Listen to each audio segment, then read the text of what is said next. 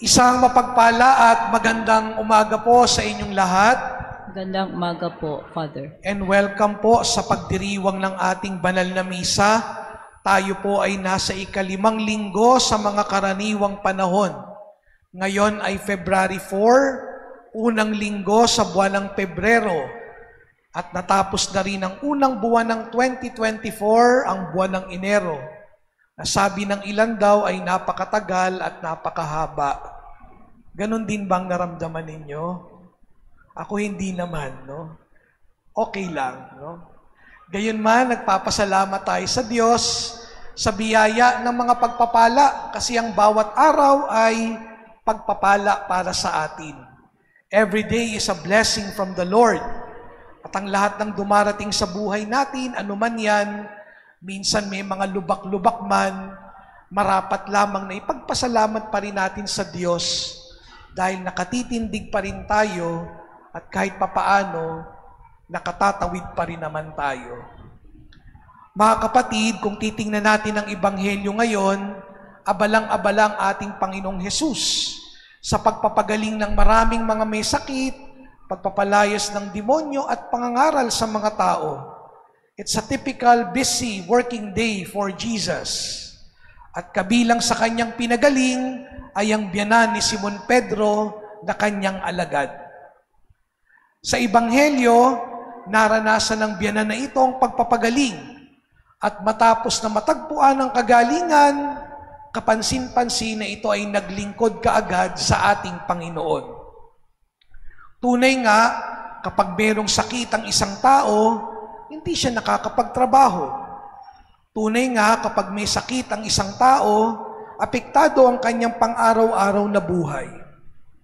Kaya nga, hindi katakataka na nung nakasumpong ng pagpapagaling ang biyanang ito ni Simon Pedro, agad itong naglingkod sa Panginoon.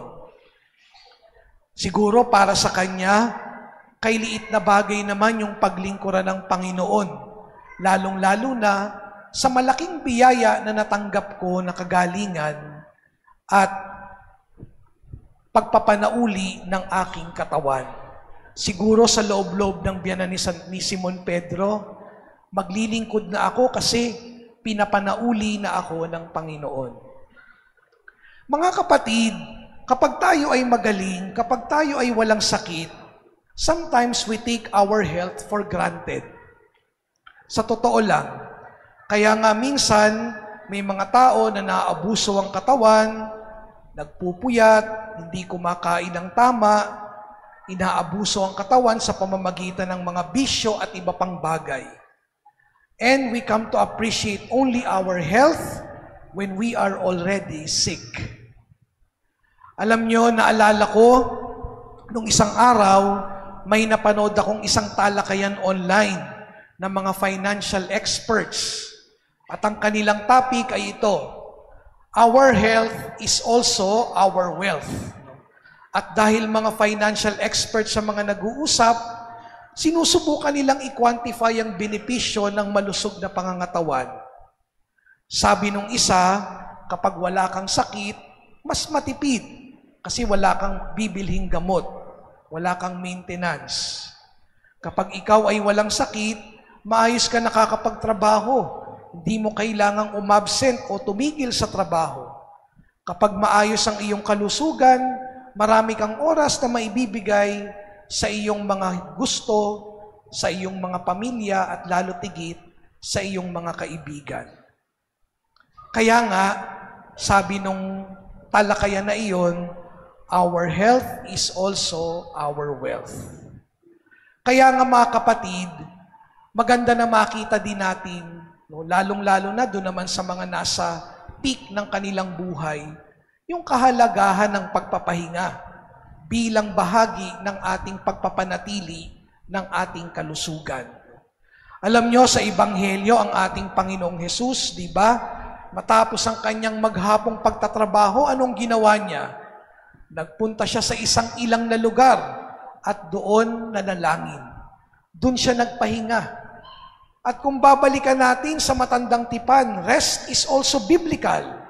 Dahil ang Diyos, matapos niyang gampanan ang gawain ng paglikha, nagpahinga din siya. Si Jesus sa Ebanghelyo, madaling araw pa, bumangon na siya at nagtungo na sa isang ilang na puok para doon manalangin at doon makapagpahinga. Kahit marami siyang trabaho, hindi siya nakakalimot na magdasal. Kahit marami siyang gawain, hindi niya nakakalimutan ng mag-commune sa ating Panginoong Diyos. Kinakaya niyang maraming mga hamon dahil kumukuha siya ng lakas sa dasal at pagpapahinga sa isang ilang na puok kasama ang kanyang ama. Mga kapatid, sa buhay natin, sometimes we tend to prioritize less the moments of rest. At minsan kahit tayo nagpapahinga, ang kalidad ng ating pahinga hindi naman talaga nakakapahinga. Minsan pa nga, nakakapagod pa yung definition natin ng pahinga.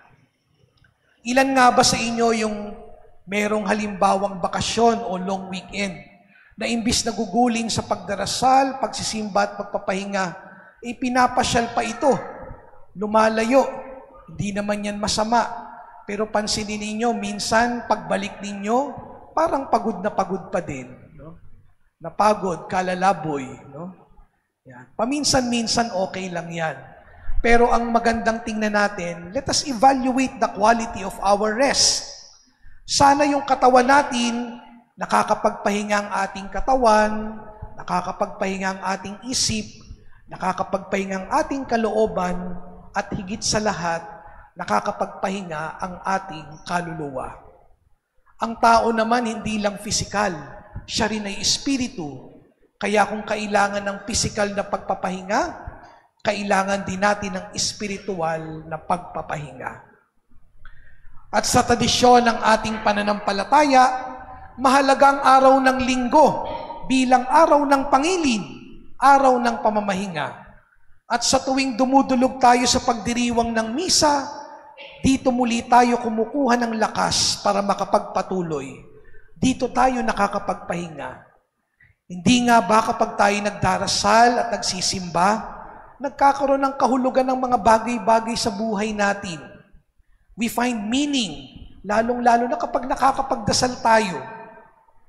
Gusto ko yung salitang kahulugan. Ulitin nga natin yon, kahulugan.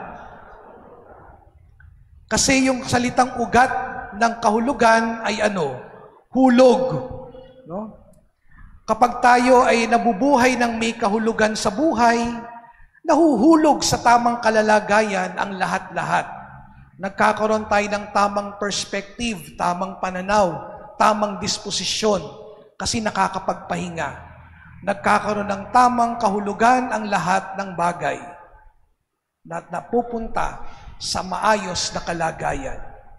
At kapag wala ng kahulugan ng buhay natin, anong tawag doon? Nawawala sa hulog. Diba? Minsan may mga ganun tayong karanasan. Parang wala na ako sa hulog. At dahil nawawala na sa hulog, parang nawawala na ang kahulugan ng buhay. At pwedeng mangyari ito. We can go through life and we just go through the motions. Parang wala ng kahulugan. Buhay nga, pero parang walang buhay. Walang kabuhay-buhay dahil wala sa tamang hulog. Wala nang kahulugan eh. Ganito yung karanasan ni Job sa unang pagbasa. Alam niyo si Job, ang dami niyang pinagdaanan sa buhay. Kaya nga minsan nasambit na lang niya ito. Sa unang pagbasa, balikan natin. Sabi niya, ang buhay ng tao, sagana sa hirap, batbat ng tiisin, lungkot ang dinaranas. Ang gabi, napakatagal, parang wala ng umaga. Di mapanatag sa higaan at palaging balisa. Si Job sa unang pagbasa dahil sa dami ng kanyang pinagdaanan, parang nawawala na sa hulog. At kung titingnan natin yung kanyang disposisyon ng puso, hindi na siya makatulog sa gabi. Hindi na mapanatag sa higaan. Parati na lang balisa. Parang nagkakaroon na siguro ng anxiety attack itong si Job. Ganun ang nangyayari kapag nawawala ng kahulugan sa buhay, kapag nawawala sa hulog. Minsan, ang pinakamatinding pwedeng mangyari, nawawala na yung will to live. No? Kaya nga maganda, na balikan natin yung panalangin ng Salmo para sa linggong ito. No? Napakaganda ng tugon sa Salmo, naalala nyo ba? Kinanta pa natin. No? Sabi dun sa Salmo, purihin ang Panginoon, siya ay nagpapagaling. Napakaganda nung awit ng Salmo. Ibinabalik tayo dun sa katotohanan na ang Panginoon ang talagang nakakapagpagaling. Tanging sa Diyos lamang natin matatagpuan ang pagpapagaling. Tanging sa Diyos lamang natin matatagpuan ang kahulugan ng ating buhay. Tanging kay Jesus lamang natin matatagpuan ang buhay sapagkat siya ang pagkaing nagbibigay buhay. Kaya nga mga kapatid, kung medyo parang nagiging sabog-sabog na rin tayo, parang nawawala na sa tamang hulog, bumalik sa ating Panginoon. And may this Mass be that encounter with the Lord. Sa pagpapatuloy ng ating pagdiriwang, patuloy tayong manalangin. And let us rest. Hanapin ang kahulugan ng buhay, minsan nabibigatan, minsan nahihirapan, pero si Jesus ang magbibigay sa atin ng tunay na lakas, ng tunay na kahulugan.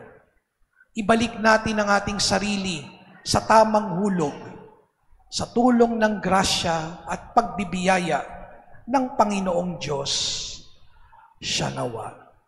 Sa ngalan ng Ama at ng Anak at ng Espiritu Santo. Amen.